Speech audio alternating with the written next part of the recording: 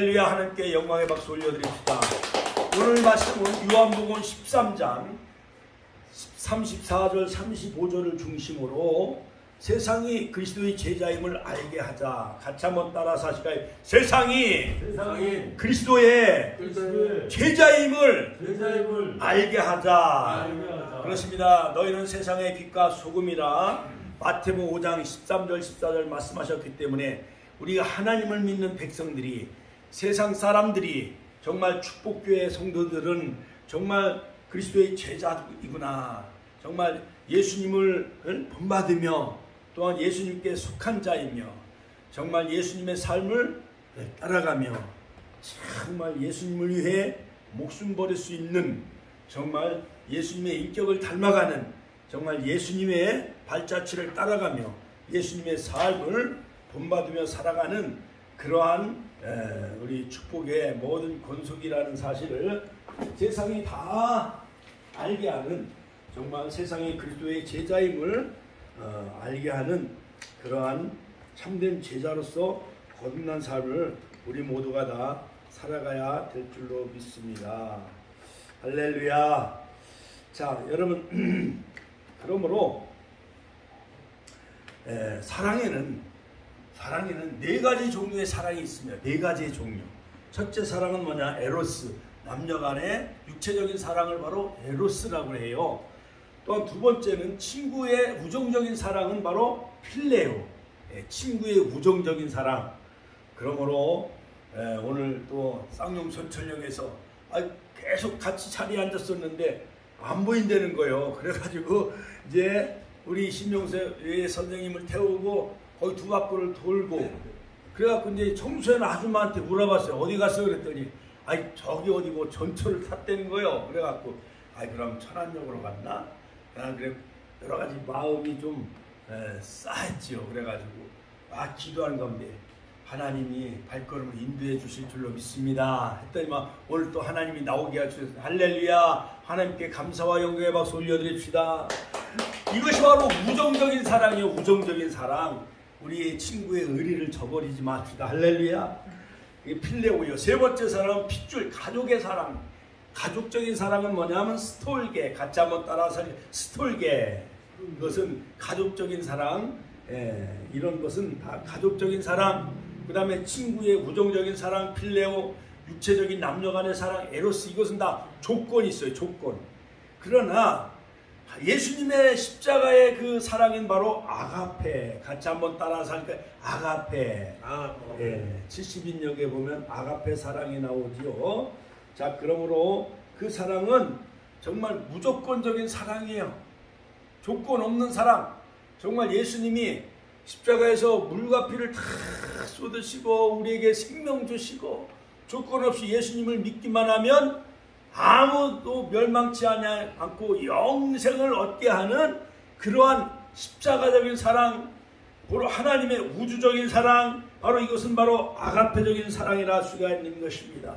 이것은 조건이 아니에요. 예를 들어서 서울대 나온 사람만 사랑하는 것이 아니에요. 미국의 하버드, 또한 영국의 옥스퍼드 대학 나온 사람만 사랑하는 것이 아니에요.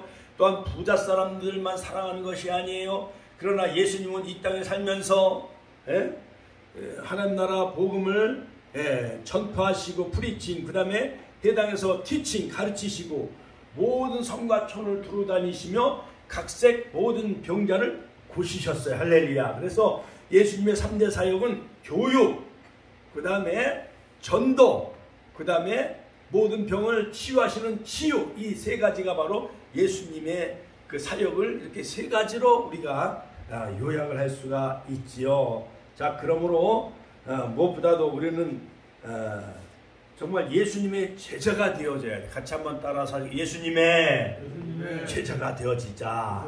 그러므로 한국교회가 예수님의 정말 제자다운 예수님을 따라가는 예수님의 삶을 본받으며 정말 예수님 위해 목숨을 정말 바칠 수 있는 그러한 참된 예수님의 제자가 되어져야 되고, 우리 축복교회가 정말 예수님을 따라가는 그러한 발자취를 따라가는 그러한 제자가 되어져야 되죠. 그래서 마태복음 16장 24절에 보면 예수님은 참된 제자의 도를 제자들에게 12 사도들에게 가르쳐 주셨어요.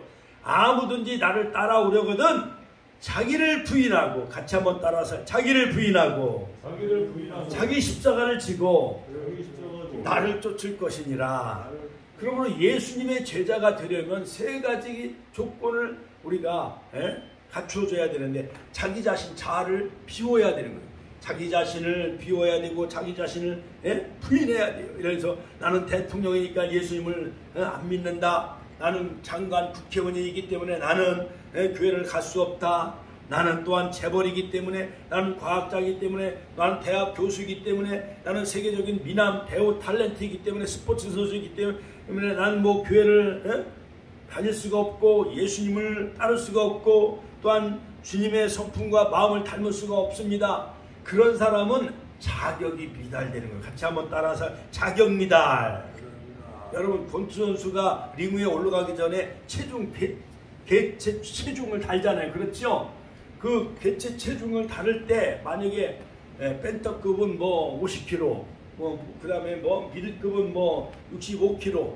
그런데 체중이 오버되면은 또 개체량을 또 계속 또 1시간 후에 또 달고 또 2시간 후에 또 달아요. 그렇죠? 그래서 권투 선수들은 사우나에 가서 계속 땀 흘려가지고 자기 체중을 빼요, 안 빼요? 빼잖아요. 그러니까는 무엇보다도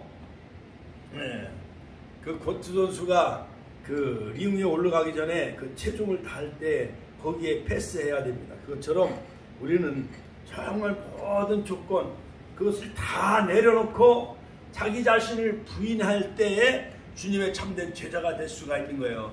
그 다음에 두 번째는 자기 십자가를 지고, 같이 한번 따라서 하니까 자기 십자가를 지고, 자기 십자가, 내 몫의 태의 십자가. 예를 들어서 목사는 교회를 잘 지도하고 또한 성도를 제자 훈련시키고 가르치고 해야 되는 것입니다. 그리고 마귀와 싸워 이겨야 되고 악과 싸워 이겨야 되고 성도들을 잘 훈련시키고 믿음을 잘 성숙시켜줘서 다 세상 끝날에 구원받고 천국 가도록 인도해내는 그런 목자의 심정을 가져야 되는 거예요. 같이 한번 목자의 심정을 가져야 된다. 그러므로 우리는 자기 십자가를 져야 돼요. 예를 들어서 평신도 장로님이나 집사님은 여러 가지 주일 성수 사명을 감당해야 됩니다. 또한 청소하고 안내해야 되는 그런 사명을 감당해야 되죠. 그렇죠? 자, 그러므로 자기 십자가를 잘 짊어져야 돼요. 예를 들어서 이제 버스 운전사는 버스 운전을 잘해야 됩니다. 택시 운전수는 또 운전을 잘해야 돼요. 자, 그러므로 모든 몫이 다 있어요. 대통령은 대통령 위치에서, 장관은 장관의 위치에서, 공무원은 공무원의 위치에서 자기 십자가를 짊어지고 사명을 완수해야만 그 나라가 바로 설 수가 있는 거지요. 그 다음에 주님을 쫓아가야 돼요. 같이 한번 따라. 주님을 쫓아가야 된다. 그렇습니다. 주님을 따를 때, 주님을 쫓아갈 때 바로 자기 자신을 부인하고 자기 십자가를 지고 주님을 쫓아갈 때 정말 주님의 참된 제자가 될 수가 있는 것입니다. 자, 그러므로 이 본문은 요한복음 13장은 16장까지 예수님의 고별 설교의 마지막 유언적인 설교의 고별 설교. 자, 그러므로 예수님은 제자들에게 고별 설교를 하시면서 부탁을 하는데, 자, 이제 예수님의 고별 설교를 통하여 다시 한번 마음을 새롭게 하면서 정말 우리가 어떻게 해야만 진정한 주님의 제자가 될 수가 있는가. 첫 번째, 세상이 우리가 그리스도의 제자임을 알게 하려면 모든 영광을 하나님께 올려드리고 우리 자신을 비우고 내려놓아야 된다. 같이 우리 자신을 비우고 내려놓아야 된다. 우리 마음을 비워야 돼요. 마음을 비우고 내려놓아야 됩니다. 예를 들어서 교회 오는 사람이 막 목사님 막 대적하기 위해서 막 여러 꼬투리를 잡고 교회 꼬투리를 잡고 그 다음에 여러 가지 마음에 악과 교만이 가득히 차 있으면은 그 사람은 주님의 참된 제자가 될 수가 없는 것입니다. 예를 들어서 성경을 막 부인하고 또한 예수님이 왜 무슨 동정녀에서 탄생하셨어? 예수님이 십자가에 죽으시고 3일 만에 다시 부활하셨다는 것을 믿지 않냐고. 다 거짓말이요. 예수님의 동정녀 탄생도 거짓말이요. 성경은 다 거짓말이요. 하나님이 어디 있어? 사람은 다 원숭이에서 진화된 것이고 이렇게 성경을 부인하고 하나님을 부인하고 예수님을 부정하면은 그 사람은 마음을 비웠다고 할 수가 없습니다. 마음을 내려놓았다고 할 수가 없어요. 자, 그런 사람들은 진정한 예수님의 제자가 될 수가 없는 것이죠. 그러므로 모든 우리 예수님을 따르는 제자들은 모든 영광을 하나님께 올려드려야 되는 거예요. 할렐루야, 할렐루야. 자, 그러므로 전쟁이 만약에 발생하면은 막 전쟁터에서 막 지휘관은요 천지나 푹 하면서 모든 전우의 그 생명을 보존해야 되고 전쟁에서 승리해야 되고 그 백마고지 전투에서 정말 그 백마고지를 정복하며 거기에 정말 승리의 깃발을 꽂아야 되는 거예요. 그래서 모든 영광은 지휘관은 전우에게 들리는 거예요. 전우. 그 전우들이 열심히 싸웠기에 우리가 백마고지 전투를 다시 되찾을 수가 있었잖아요. 그렇죠? 빼앗기고 그래갖고 백마고지 그 고지를 우리가 탈환함으로 말미암아 여러 가지 그 지역의 철원평야 그쪽의 모든 평야를 다 우리가 차지할 수가 있게 되어졌는데 김일성이가 백마고지를 빼앗기고 일주일 동안 울었다는 거예요. 백마고지를 빼앗기고 김일성이가요 그냥 그 백마고지 그 밑에 있는 그 모든 그 황금 물결 출렁이는 철원평야 그 다음에 그쪽에 있는 평야가 무슨 평야죠? 철원평야 그 이쪽에 마냥 황금 물결 출렁이는 그 모든 기름진 그 땅을 우리가 다 차지하게 되어졌잖아요. 할렐루야. 하나님께 영광의 박수 올려드립시다.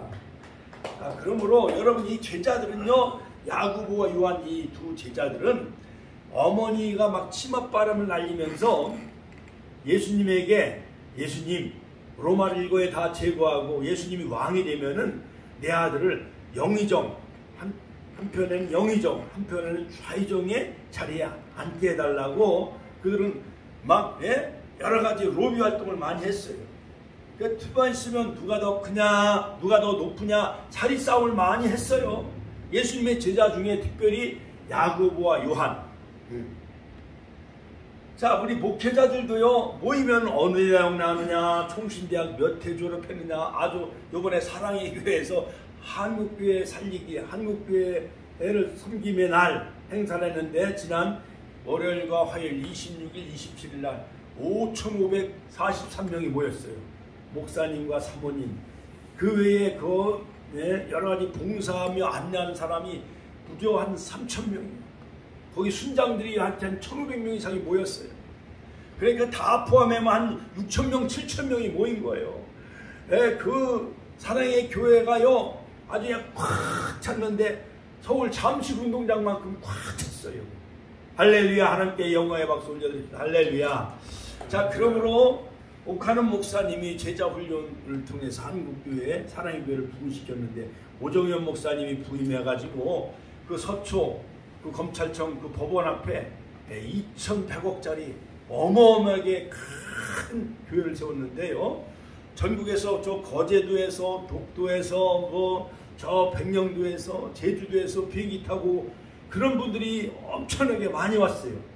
그래서 그 중에 그 추첨을 해가지고 이 스타리아 같은 거 한 대에 약 5천만 원 되는 그 승합차를 4대를 그냥 추첨해서 준 거예요. 그냥 거제도 백령도에서 또 강원도에서 오신 목사님들은 이 제비를 뽑아가지고 이 스타리아 승합차를 4대를 그냥 줬어요. 그리고 노트북 300명을 뽑아가지고 300명을 그냥 줬어요. 그리고 어려운 교회 온풍기, 에어컨, 텔레비전, 노트북을 신청하면 다 100만 원 상당. 그러니까요 어떤 분은 그래요. 이번에 약 100억 정도를 들여 투자해가지고 한국교회를 섬겼다. 하나님께 감사와 영광의 박수 올려드립니다. 할렐루야. 그러므로 여러분 중현교회 또한 우리 세된 교회 사랑의 교회가 무너져간 한국교회를 섬기면 바로 미자립교회가 다 회복되어지고 부흥하고 성장하는 역사가 이루어질 줄로 믿습니다.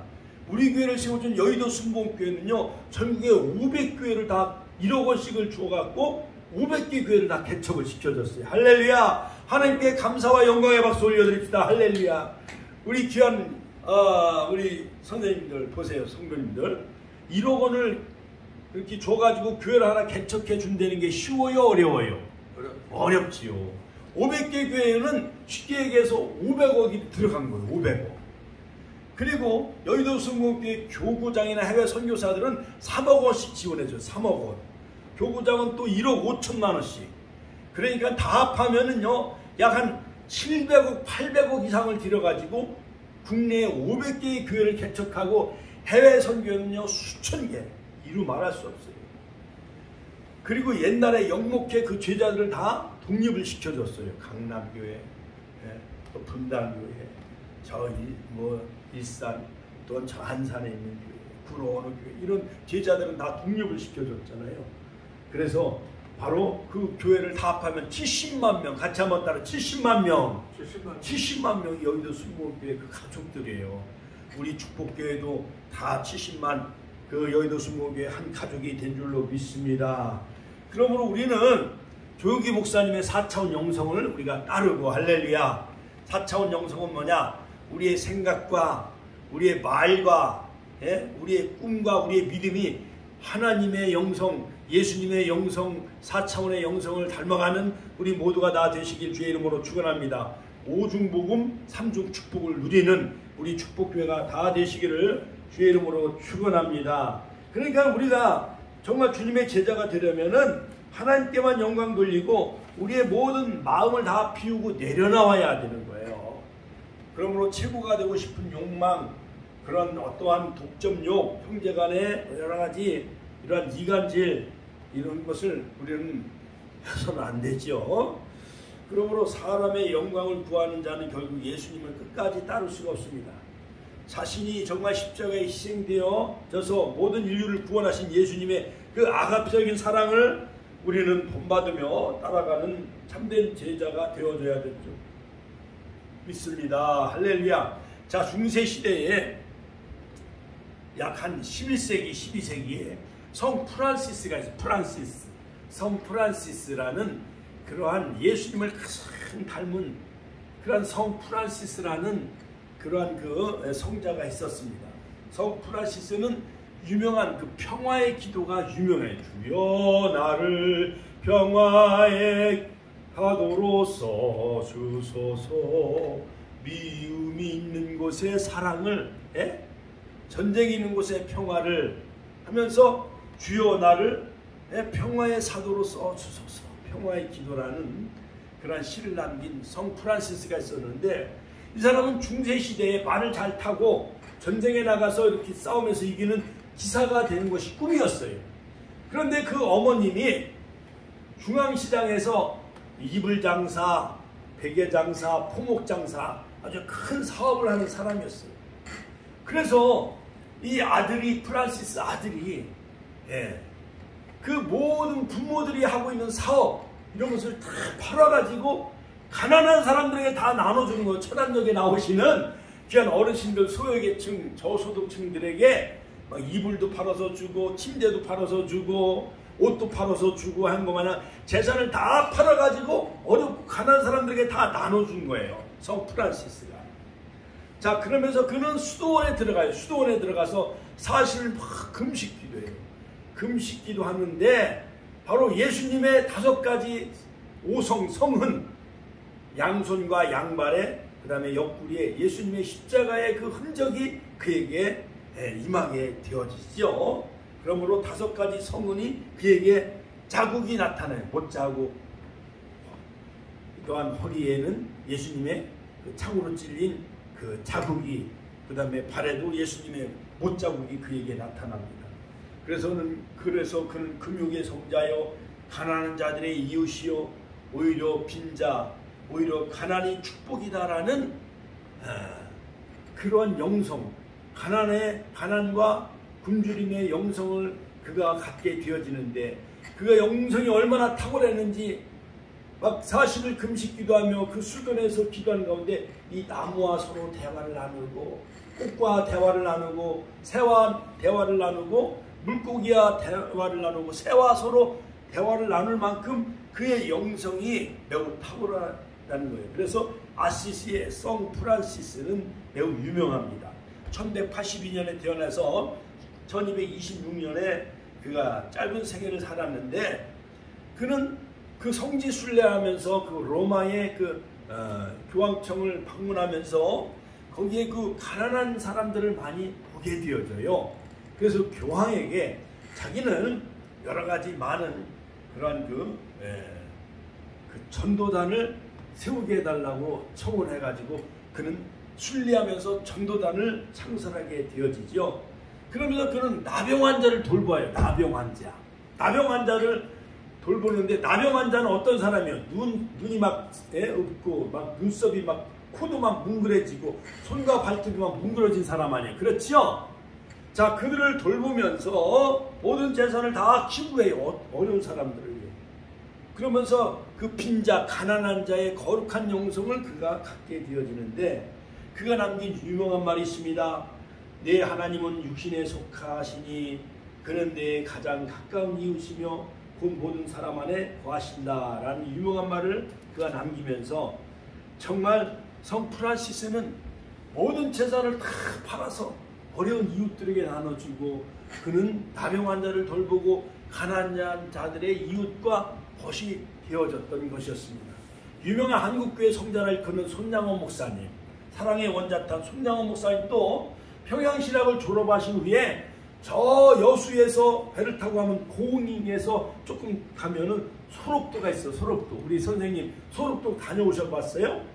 그 소록도에 가면은 나병 환자들이 참 많이 있어요. 저도 한 20년 전에 그 소록도 나병 환자 있는데 직접 가봤어요. 그래서 그들하고 악수하고 같이 허기 안아줘도 나병이 하나도 옮질 않았어요. 그들과 서로 기념 촬영도 한 것이 있습니다. 그 손양원 목사님 사랑의 원자탄 그 비석 앞에서 그 소록도의 나병 환자들과 함께 기념사진을 촬영하는 것이 아직도 있습니다. 이와 같이 정말 주님의 참된 제자가 되려면은, 예수님은요 38년 된 그 중풍병자를 베데스다 연못가에서 고쳐주셨어요. 그리고 여러 가지 백부장의 믿음을 통해서 그 하인이 고침을 받게 되어지죠. 그 다음에 남은섭도 소경된 자, 요한복음 8장, 소경된 자를 고쳐주셨고, 할렐루야. 죽은 나사로를 살려주셨고, 그 다음에 죽은 나인성 과부의 아들을 살려줬어요. 누가복음 7장 24절. 그 다음에 해당장, 요즘 말하면 시장의 딸, 야율의 딸도 달리다고 하니까 그 소녀를, 죽은 소녀를 살려줬어요. 이처럼 예수님은 평생 가난한 자의 이웃이 되어졌고, 어렵고 정말 소외된 자의 친구가 되어졌던 것이었습니다. 그러므로 우리가 참된 주님의 제자가 되려면 자신을 비우고 우리 자신을 내려놓아야 됩니다. 두 번째는 뭐냐? 세상이 그리스도의 제자임을 알게 하려면 바로 우리는 예수님의 성품을 닮아가는 영적 훈련이 되어져야 돼요. 같이 한번 따라서, 우리의 마음이 예수님의 성품을 닮아가는 훈련된 제자가 되어야 됩니다. 가룟 유다는 예수님을 따라다니다가 보니까 예수님이 왕이 되면은 자기는 재무부 장관이 돼가지고 돈을 많이 관리하는 그런 재정을 맡은 관리의 재무부 장관이 될 줄 알았어요. 그런데 예수님은 오셔서 하는 일들이 뭐냐면 제자들의 발을 씻겨주고, 가난한 자들 오병이요 떡 5개와 물고기 2마리를 가지고 5,000명을 막 먹이시고, 그래갖고 예수님을 임금으로 삼으려고 했는데 예수님은 오히려 막 피하시는 거예요. 그러니까는 가룟 유다가 제사장들의 유혹에 넘어가요. 야, 너 스승을 우리한테 팔라. 돈 30냥을 줄 테니까. 그러니까는 돈 30냥을 준다고 하니까 눈이 확 뒤집혀요, 안 뒤집혀요? 뒤집히잖아요. 만약에 우리 선생님들도 누가 3천만 원 준다 그러면 그 교회 가요, 안 가요? 가져요. 누가 300만 원 줄 테니까 저 큰 교회로 와라 그러면 그 교회 따라가요, 안 따라가요? 우리 주무시는 누구요? 저기 김일 선생님 300만 원 준다 그러면 거기 가요, 안 가요? 3천만 원 줄 테니까 이웃교회로 와라 그러면 거기 따라가요, 안 따라가요? 가룟 유다 마냥 배신자가 되지 않길 주의 이름으로 축원합니다. 은삼십냥 예수님을 팔아본 배신자가 되어줘요. 여러분, 배신자 하면은요, 제가 어젯밤부터 참 말씀을 준비하는 가운데 일본의 전국 시대에 통일한 3인 3색의 세 인물이 있는데 오다 노부나가, 도요토미 히데요시, 도쿠가와 이에야스, 이 세 사람에 관한 것은 영웅으로 참 그들이 존경받고 일본의 그 막부 시대에 천하를 통일한 사람이 바로 세 명인데 이 세 중에 바로 이 오다 노부나가는요 여러 가지 어떠한 그 칼을 많이 썼어요. 칼을 많이 잘 쓰고 오다 노부나가는 독재자였고 아주 강력하고 독특한 그 카리스마가 있었어요. 오다 노부나가가 그런 독재자였던 것이 1543년에 일본 역사 가운데 중요한 전환점이 있는 포르투갈 선교사들이 와가지고 초총을 가져오는 거예요. 그러니까는 일본인들은 칼의 문화예요. 칼의 문화이기 때문에 만약에 자기가 지면 할복 자살하거든요. 오다 노부나가가 그 할복 자살해서 죽는데 일본은 그러한 그 칼의 문화였기 때문에 이제까지 총을 모르고 살았어요. 그런데 포르투갈 해외 그 개방 문이 일찍이 열리면서 포르투갈 사람들이 막 초총 따쿵 초총이 들어오게 되어져요. 그래서 오다 노부나가는 일본의 사무라이 정신 칼 대신에 이제 총을 다 입수를 하는 거예요. 총을 다 빼앗고 또 총을 만들기 시작합니다. 그래서 조총의 그 무역, 조총을 사오는데 엄청난 그런 그 무역에 투자를 많이 해요. 그래서 사무라이 정신에 반대하기 때문에 조총에 투자하지 않는 사람들도 없지 않아 많이 썼었는데 오다 노부나가는 조총을 많이 사들여 가지고 일본을 천하를 다 통일하게 되어져요. 자, 그런데 오다 노부나가는 불같은 성격의 사람이었어요. 근데 부하의 배신을 가져와요. 배신자가 생겨나가요. 강력한 카리스마가 있으면 배신자가 생겨나요? 안 생겨나요? 생겨나지요. 그러니까 박정희 대통령도 그의 부하인 그 중앙정보부장 김재규에 의해서 총에 맞아 죽잖아요. 박정희 대통령도. 강력한 지도자가 있으면 그 밑에 부하가 배신자가 생겨나요. 그래서 배신자가 생겨나게 되어지는데 오다 노부나가 바로 혼노지에서 그 교토에 있는 절인데 마지막 전술을 꾸미기 위해서 정예부대 70명의 부하를 거느리고 거기에 가 있는데 그 부하 중에 하나 미스 히베가 반역을 일으켜 1만 명을 가지고 그 자기의 주군인 오다 노부나가 배신해가지고 결국 그 성을 다 불태워가지고 오다 노부나가가 49살에 죽어요. 그래서 일본에 가장 힘들고 어려웠을 때 그 오다 노부나가, 그 다음에 도요토미 히데요시, 그 다음에 도쿠가와 이에야스, 이 세 사람을 비유를 들은 그 비유 얘기가 많이 있는데 그 비유 얘기가 뭐냐, 울지 않는 두견새를 어떻게 하면 울게 할 수 있을까. 우리 신명숙 선생님은 만약에 이 세 장이 여기 있다고 생각해봐요. 세 장에 여러 가지 인꽃에 두견새가 있는데 이것을 울지 않으면 어떻게 해야 되겠어요? 네? 제가 한번 질문을 한번 던져보겠습니다. 이 새가 울지 않아. 노래를 부르게 해야 되는데 어떻게 하면 노래를 부르게 할 수가 있겠어요? 예? 뭐 칼로 두견새 목을 잘라버리냐? 아니면은 울도록 잘 달래줘요? 아니 울 때까지 기다려요. 이 오다 노부나가는 성격이 불같은 사무라이 정신이 있었기 때문에 울지 않는 두견새는 목을 쳐라! 그렇게 한다는 거예요. 자, 두 번째 도요토미 히데요시는 두견새가 울지 않잖아요. 그럼 막 때려서라도 달래서라도 두견새를 울게 하는 이러한 성미가 급한 사람이 바로 도요토미 히데요시라는 거예요. 울도록 그렇게 때리든지 얼르든지 애가 달래든지 해가지고 바로 이 도요토미 히데요시의 그 리더십은 타이밍이 중요하다는 거예요. 타이밍. 울도록 만들었다는 거예요. 일종의. 자, 그런데 이 사람은 창조적이며 여러가지 많은 진취적이며 여러가지 그런 그 리더십이 있었었는데 이 도요토미 히데요시 바로 한국 우리 조선 침략을 한 사람, 명나라를 정복할 테니까 우리에게 길을 내달라 했던 사람이 바로 도요토미 히데요시죠. 자, 그런데 이 도요토미 히데요시는 바로 이 관백은 되어졌어도 쇼군이 되지 못했어요. 쇼군. 일본은 카레 문화이기 때문에 카레 문화이기 때문에 이 도요토미 히데요시는 우리 이 손금이 가운데에 있는 이 손금이 바로 운명선이래요. 운명선. 그런데 이 도요토미 히데요시는 가운데 중지에서 이 운명선이 오다가 딱 끊어졌다는 거예요. 그러니까는 자기는 운명이요, 나의 가는 길을 막지 말라 하면서 칼로 이 운명선을 길게 늘려뜨는데요. 여기다 칼을 거가지고 손에 운명선을 또 만들었다는 거예요.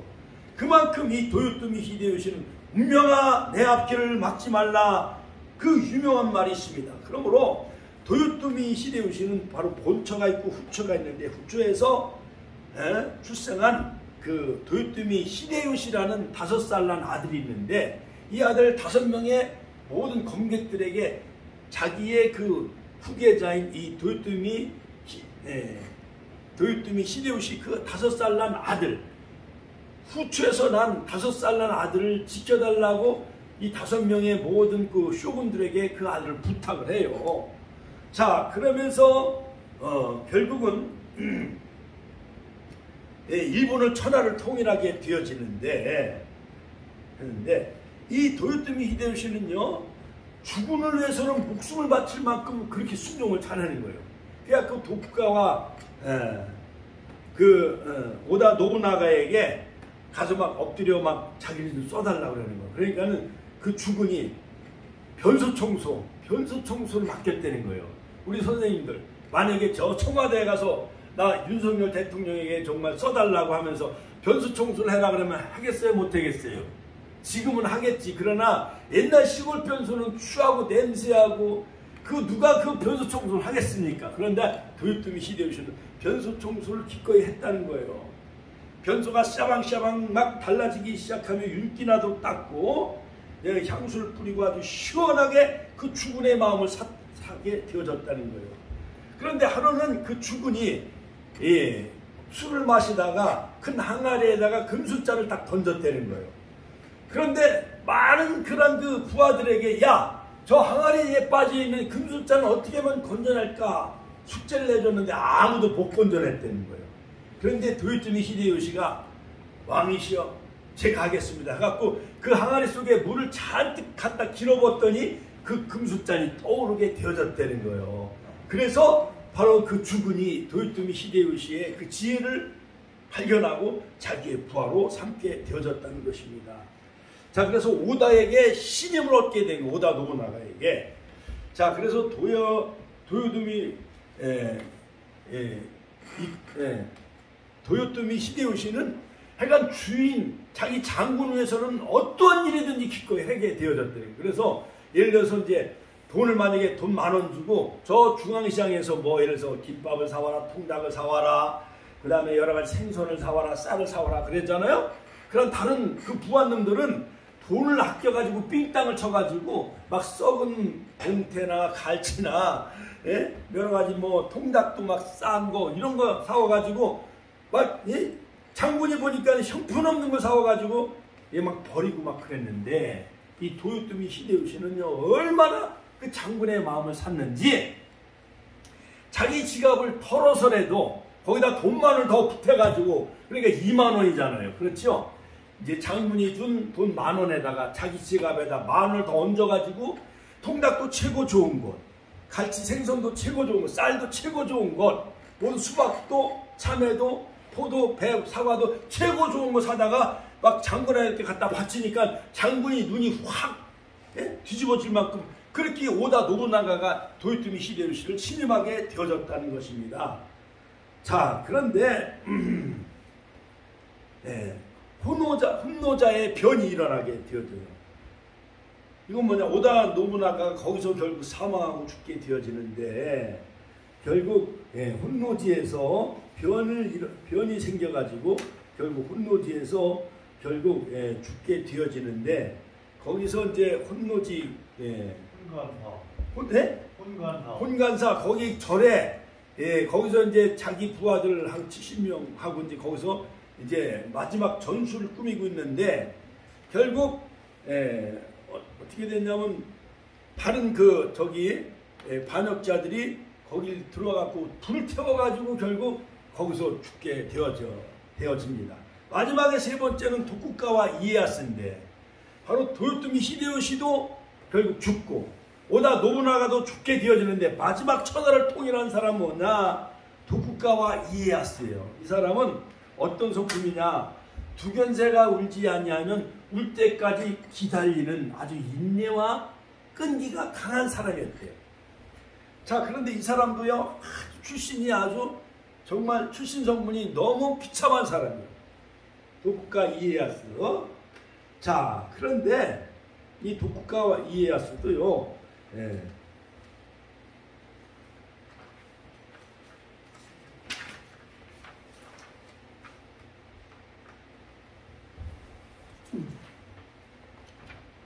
삶의 철학은 뭐냐? 차가운 돌에도 3년을 앉아있으면 더워진다라는 그 인내심이 강한 거예요. 차가운 그 차돌에서 3년 동안 앉아있으려면 앉아있을 만큼. 그러니까 그 장군이 3년 동안 너 차가운 여기 차돌에 앉아있어. 그럼 3년 동안 앉아있으면 그 차돌이 더워지잖아요. 따뜻해지잖아요. 이만큼 인내심이 강했다라는 거예요.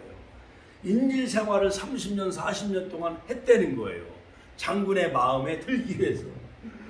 그래서 이 오다 노부나가 도요토미 히데요시 아래서 항상 제2인자 생활하게 되어졌다는 거예요. 우리나라의 국무총리를 지낸 그 충청도 부여 출신이었던 김종필 씨는 만년 2인자잖아요. 그거 마냥 이 도쿠가와 이에야스는 항상 만년 2인자예요.